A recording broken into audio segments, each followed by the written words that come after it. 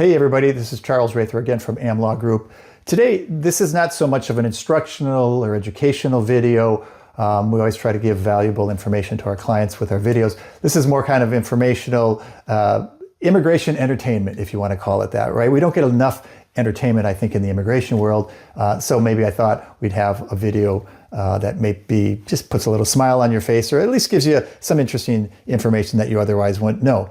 I actually think this is kind of interesting because I myself did not know this until one of my colleagues dug out these statistics. But I wanted to talk about what are the leading countries for E-2 applications.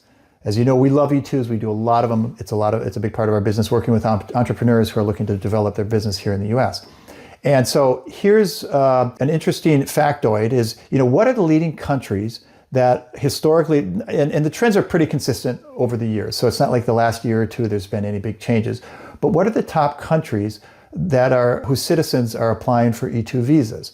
Now, I have to admit, I've been doing this almost 20 years. You would think I would know that answer cold. And I wasn't too far off, but I was far enough off that I was actually kind of maybe embarrassed for myself and actually put a smile on my face. So I've always thought that the top two countries for applications for E-2s, I'm not sure what you've thought, but I've always thought number one is Canada and number two is the UK.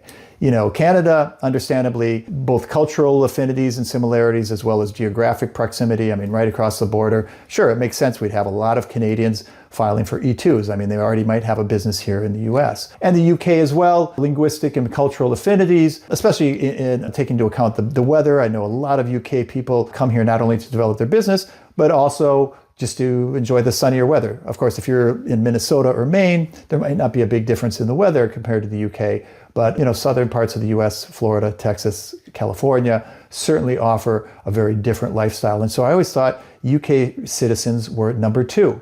Well, it turns out I was wrong on both of those counts. So here we're going to give you the top E-2 filing countries and see how that matches with what your understanding or perceptions were. So let's do the top 5 E-2 applicants historically. We'll start with number 5 and work our way down. So the first comment I want to say is the UK is not even in the top 5. I was shocked by that. They're actually number 6, roughly about maybe 3,000 applicants a year, which is a decent amount. And the E-2 consular section in London is very large and very experienced. And so I always thought, UK accounted for a huge number. Number five is France, in fact, which I was very surprised for. I mean, we love our French clients and French investors, but historically there's kind of been a friendly rivalry between France and the US. But French in the most recent years have been outnumbering UK investors. They're high 3,000 each year. Number 4 for E-2 investors is actually Germany. They even have the high 3,000s, close to 4,000 applicants a year. Again, that might change going forward given some of the political tensions between the Trump administration and I guess the rest of the world, not just Germany in particular, but historically, Germany's been number 4. Number three, very small country, which you might not even suspect would have a high E-2 application rate, South Korea. So South Korea, I think historically they're doing about 7,000 applications a year, just under that, maybe 6,700 or so, depending on the year. But there's a very big E-2 culture, if you want to call that, in South Korea. Obviously, there's a lot of business ties between the US and South Korea. Number two is our friends to the north, Canada. They're doing just a little bit above what South Korea does. So I have to say I was amazed. If you had to ask me, you look at the size, population, geographic proximity, I would think Canada any day would be significantly more than South Korea. But historically, just a little bit above South Korea, but not by much. And here's number 1. Never would I have ever guessed number 1. And by a huge margin, more than 2.5 times above the number of applicants from Canada.